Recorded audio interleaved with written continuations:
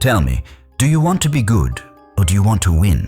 There's a difference. And until you understand it, you'll stay shackled by the illusion of virtue while the world is quietly conquered by those who see through it. Machiavelli didn't write for the kind-hearted. He wrote for the ones who were tired of losing, the ones who felt something deep inside, a storm, a hunger, a refusal to keep playing by rules written by the comfortable and enforced by the weak. You're here because something in you knows the world doesn't reward the noble. It rewards the effective. You've tasted frustration, watched people with less talent outrun you, less morals, more results. It ends now. In this video, I'll show you the one mindset, drawn from the cold fire of the prince, that will make you mentally bulletproof, strategically dangerous, and emotionally unshakable. Not because it's comforting, but because it works. You don't need more motivation. You need a strategy, a mindset forged in realism, edged with ambition, and sharpened by pain. Watch closely, because after this, you won't just move through the world, you'll shape it. Society lied to you. They told you to be kind, play fair, tell the truth, and wait your turn. They trained you like a dog. Reward good behavior, punish disobedience. And like most, you believed it. You swallowed the fantasy, the bedtime story. Be good, and the world will be good to you. How's that working out? You see, Machiavelli understood something most never will. The truth beneath the illusion. The world doesn't care about your kindness. It doesn't reward effort for effort's sake. It rewards leverage, timing, precision, strategy. It rewards power. Not the loud kind, not the chest-beating bravado of the desperate. Real power. Silent, calculated, often unseen until it's too late. You've been trained to play a game with rules written by those who don't follow them. You're told to stay in line while others rewrite the map. You're being drained, and you don't even realize it, by jobs that don't value you, people who only pretend to care, systems designed to extract, not uplift. They don't want you. They want what you provide, your obedience, your labor, your silence. And the more compliant you are, the more invisible you become. Let's get something clear. Morals are a luxury of the powerful, and until you have power, your morality is just a leash. Machiavelli wrote The Prince not to create tyrants, but to wake people up. He knew the world wasn't ruled by saints. It was ruled by those willing to act while others hesitate, while others hope. Look at history. Julius Caesar didn't ask for permission. He crossed the Rubicon knowing it meant civil war, because he understood that opportunity never knocks. It breaks down the door if you're bold enough to meet it. The Medici didn't build an empire by being liked. They pulled the strings behind popes, kings, and generals, mastering the art of influence without seeking applause. Even today, modern CEOs fire thousands, dodge taxes, crush competitors, and get rewarded with bonuses, media praise, and more control. Because they understand the truth. Weakness invites exploitation. This is the harsh reality most can't face. Good intentions without strength are useless. Kindness without power is a target. You've been taught to believe in fairness. But fairness is a myth. It's not written in nature. It's not found in history. It's a comforting lie designed to keep you docile. The lion doesn't debate the morality of eating the sheep. It eats because it can. And here's the most brutal part. You are either the lion or the sheep. There is no third category. Every time you shrink back, stay quiet, hesitate to claim what's yours, you reinforce the belief that you're prey. And predators are always watching. You felt it before. That gut instinct when someone talks over you, takes what you earned, disrespects you subtly but repeatedly. That tightness in your chest, that feeling that something's wrong but you don't act. Why? Because you were taught to endure, to be the bigger person. But in power games, the bigger person loses. You're angry. Good. That anger is sacred. It's the fire buried under layers of programming. Let it burn. Let it show you who you've been serving and who benefits from your silence. Fear is the prison. Anger is the key. But clarity is the weapon. Here's the truth. When you stop reacting, you win. When you stop needing approval, you become dangerous. When you see people's intentions without the mask, you become untouchable. This isn't about becoming cruel. It's about becoming sovereign. You don't need to dominate others. You need to stop letting them dominate you. No more passive living.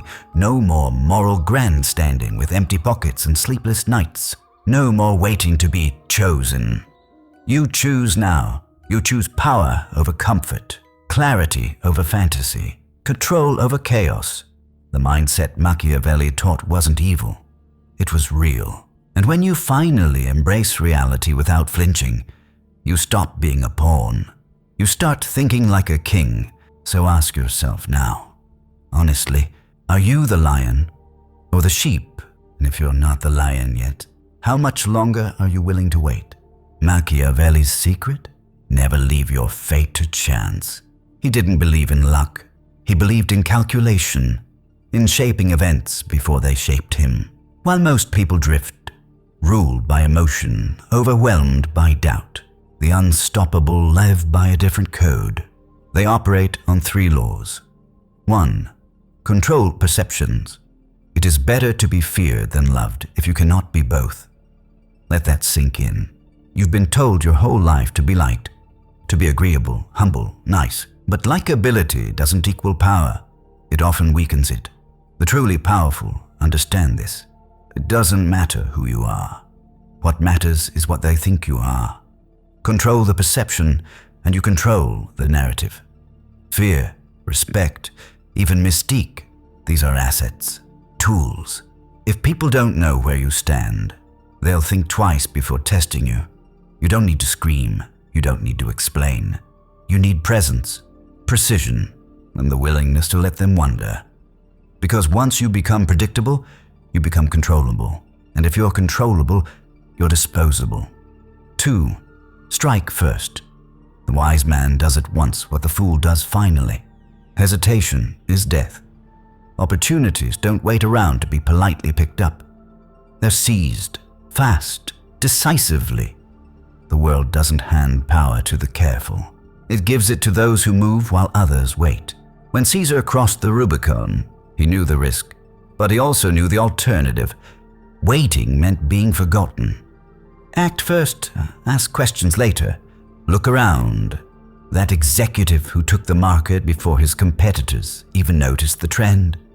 That politician who flipped alliances mid-campaign and crushed the polls. They didn't wait for consensus.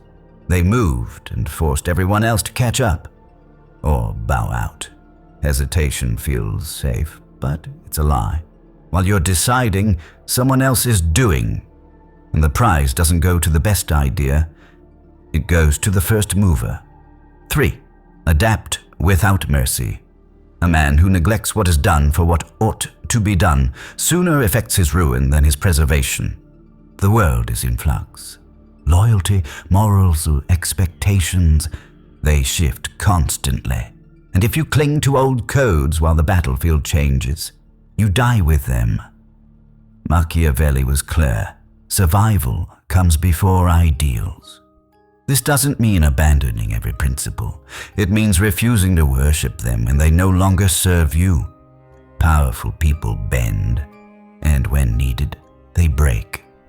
They evolve faster than their enemies can even track. Let's look at the battlefield.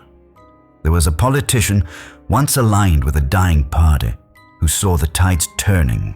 While others clung to their identities, he jumped ship, rebranded, reshaped his image, and won. Not by being loyal, but by being smart, or the CEO who betrayed a partner when the partnership began to rot. While the partner clung to sentiment, the CEO cut ties, took the tech, and went global. Cold? Yes. Effective? Absolutely. Adaptation is not betrayal, it's survival, it's evolution, and in a world that punishes hesitation, it's the only path to domination. Most people lose because they want the game to be fair, They want rewards for effort, justice for virtue, clarity for confusion. But the game was never fair, and every second you spend pretending it is, you give your edge away. Machiavelli didn't preach cruelty. He revealed reality. He knew emotions are tools, not guides. That public opinion is a weapon, not a reflection. That survival isn't guaranteed, it's engineered. So if you want to be unstoppable, control how they see you, strike before they blink, and evolve faster than they can follow. The old you might hesitate, but the new you win. Here's why most people fail at this. It's not a lack of intelligence, not even a lack of ambition. It's because they want power without sacrifice. They want the throne, but they refuse the blood. They want dominance, but they need to be liked. They want to win as long as it feels good. But mastery, true, untouchable, Machiavellian mastery, has a dark side, and most can't handle it. Machiavelli wrote, "The ends justify the means," not as a commandment, but as a warning. You want to play this game, you better know what it costs. You will be called ruthless, not by the strong, but by the fragile. The same ones who secretly wish they had your boldness, your clarity, your nerve. You will lose friends. Not real ones, but those who are attached to your old, tame version. The version that asked for permission. The version that stayed small. You will lie awake some nights, not because you regret the move, but because you felt the weight of power, the pressure of choice, the isolation of rising above the crowd. Because that's the truth no one tells you. Power is lonely. It isolates. It demands. It takes something from you, but it gives something far greater in return. Freedom. History doesn't remember the good losers. It remembers the ones who bent the world to their will. Steve Jobs was labeled arrogant, obsessive, even cruel. He drove teams into the ground chasing perfection, and yet he built products that reshaped civilization. You're holding one right now. Napoleon Bonaparte rose from nothing, artillery officer to emperor, by doing what others wouldn't. Betray, outmaneuver, strike without hesitation. Millions feared him, millions followed him. His name is still spoken centuries later. Modern billionaires slash jobs, break unions, crush competitors, and are worshipped by markets, studied by universities, and followed by millions. Why? Because they win. And in the modern world, winning writes the script. You may not like it. You may wish the world worked differently. But here's the bottom line. The question isn't, is this wrong? It's, can you afford to stay weak? Weakness feels moral, but it's often just fear in disguise. Fear of rejection, fear of judgment, fear of going too far. And here's the bitter irony. The people who judge you for being too ambitious will forget you the moment you fail. They don't want you powerful. They want you predictable, because your rise reminds them of what they could be, if they had the guts. You want mastery? You need to step beyond morality as armor. You need to see morality as a tool. Something to be wielded, not worshipped. Something to use when it serves, and discard when it chains you. This doesn't mean you become evil. It means you become real, because mastery isn't about being liked. It's about becoming unchallengeable. It's about playing chess while others play checkers. It's about moving in silence while others scream for validation. And yes, sometimes it's about crossing lines. Lines drawn by those who never dared step into the arena. You'll face guilt. That's normal. It means you still have a soul. But the key is learning to feel the guilt and act anyway. Because if you don't, someone else will. Someone colder, someone bolder, someone who sees the world not as it should be, but as it is, and uses it. The world doesn't belong to the kind. It belongs to the capable. So you have a decision to make. Stay small, stay safe, stay morally pure and irrelevant, or step forward into the dark, into the uncertainty, into the realm where real power lives, and shape the world instead of being shaped by it. Yes, the cost is real, but so is the reward. Because when you master yourself, you master everything else. And those who once doubted you, they'll call it destiny. You don't need a throne. You don't need a crown. You don't even need an army. All you need is one shift in strategy and the courage to make it. Most people think becoming powerful requires wealth, status, or connections. It doesn't. It starts with how you move, how you think, and what you're willing to stop doing. So here's the first, most critical change. 1. Stop explaining yourself. He who excuses himself accuses himself. Machiavelli. Silence is power. Every time you over-explain, over-apologize, or justify yourself, you leak influence. You train others to see you as uncertain, even if you're not. Powerful people speak less. They choose their words like weapons, sharp, precise, and rare. They let their actions speak louder than any apology ever could. So the next time someone questions your decision, try not explaining. Try silence. Watch how uncomfortable they get, not you. Watch how the frame shifts in your favor. Because when you stop explaining yourself, you stop needing permission. And that's when you become dangerous. 2. Always have an exit plan. The promise given was a necessity of the past. The word broken is a necessity of the present. Trust is beautiful. But in power games, betrayal is inevitable. Someone will fold. Someone will turn. Someone will reveal what they always were when pressure hits. So stop tying yourself to people who wouldn't bleed for you. Stop building castles on shaky ground. In any job, any friendship, any partnership, always have a way out. Know the back door, keep the receipts, hold leverage, and make sure if the ship starts sinking, you're the first one on the lifeboat. This isn't paranoia. It's preparation. The CEO who keeps a rival supplier on standby. The woman negotiating a raise who's already got interviews lined up elsewhere. The man in a toxic friendship who's already cut emotional ties. These people don't break because they've already planned for betrayal. Loyalty is a virtue, but blind loyalty is a cage. And those who survive know when to walk and when to run. 3. Reward loyalty. Punish disloyalty. Instantly. A prince must make himself feared in such a manner that if he does not win love, he avoids hatred. Fear isn't cruelty. It's clarity. People respect boundaries. They need consequences. And when you let disrespect slide, even once, you signal that there's no price for crossing you. That's a mistake you only make once. If someone shows loyalty, reward it. Publicly, powerfully. If someone shows disloyalty, punish it. Immediately. Without apology. This isn't about being emotional. It's about sending a message. I am not to be tested. The business owner who fires the team member, poisoning the culture on the spot, builds an empire. The person who walks away from a friend who keeps lying sets a new standard. The employee who says no to disrespect, even if it means walking out, commands attention and eventually admiration. People don't follow the nicest person, they follow the clearest. The one who says, here's where I stand, cross this line and you're gone. Real life application. Let's make this practical. Scenario 1. Negotiating a raise. Don't beg. Don't justify. Present your value briefly and state your ask clearly. Then wait. Silence is your ally. They'll try to fill it with excuses, delays, deflections. Don't fold. If they hesitate, let them know. Calmly, you have other options, and mean it.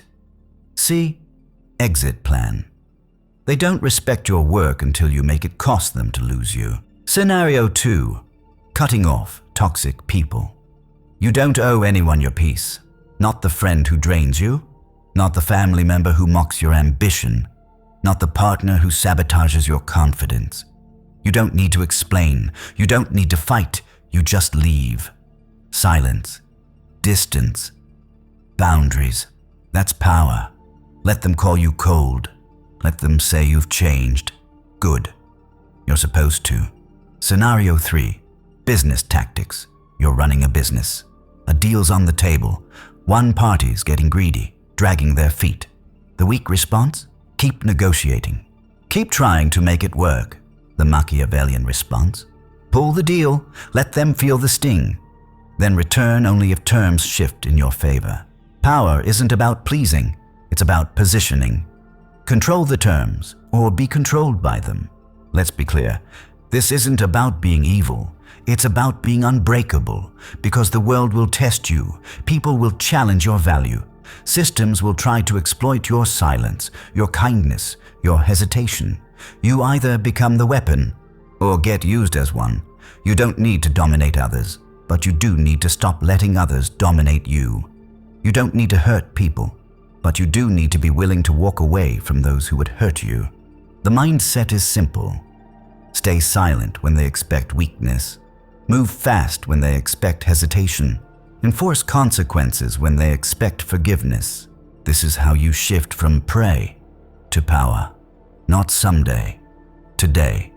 It starts now. One rule, one choice, one line you refuse to let them cross again.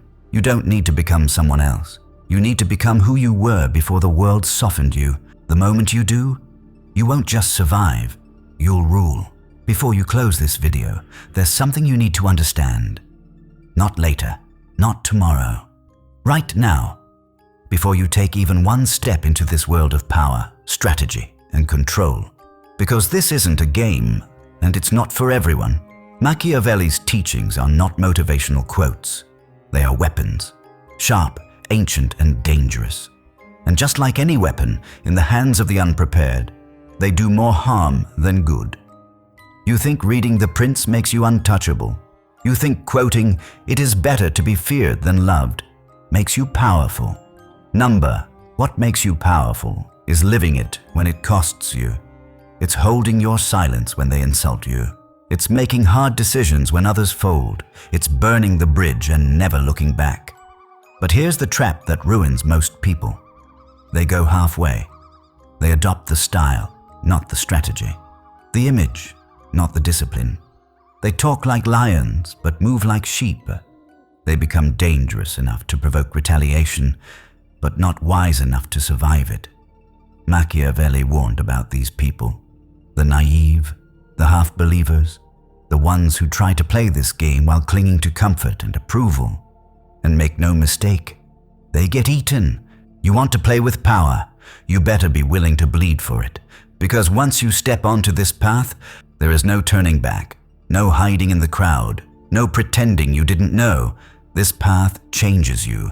It demands you shed your skin, the skin of who you were trained to be. The obedient one, the agreeable one, the nice one. You will lose people. You will be misunderstood. You will scare the weak and attract the strong. You will stand alone at times, staring down the weight of your own decisions. But in that silence, in that solitude, you will discover a kind of power most people never taste, because you will no longer need permission to exist on your terms. And that is the beginning of real freedom. This is not about becoming a villain, it's about becoming complete. You're not just light, you are shadow, fire, ice, hunger, focus. You are a storm with skin on, and the world has trained you to bury that, to pretend, to fit in, to play small. But you know, somewhere deep, that you were never meant to blend in. You were meant to dominate your space, to move with precision, to command silence when you enter a room, to be the one people can't figure out, but can't stop watching. And that starts now, but only if you're ready to go all the way, not halfway, not when it's convenient, not as long as it doesn't upset people. Number all, the way because anything less, and you'll get eaten alive by those who are. So here's your final warning. If you're not ready to embrace the dark with the light, stay weak, stay predictable, stay forgettable. You'll be safe, comfortable, liked maybe, but you will never lead. You will never shape the world. You will never look in the mirror and see a lion staring back. But if you're done playing small, if you're done watching weaker minds win louder battles, if you're done hiding the sharpness in you, and you're ready to unleash it with precision, then welcome to the next level. The one where you stop being used and start becoming undeniable. You were never born to be tame. You were born to be terrifyingly effective. So step forward. No hesitation, no apologies. And if you're ready to claim that identity, for real, comment LION below. Let the world know you've entered the arena. And when you're done, don't rest, because the next video is the most important one yet. It shows you how to take everything you've learned and turn it into domination. Not just theory, execution. Now go and don't look back.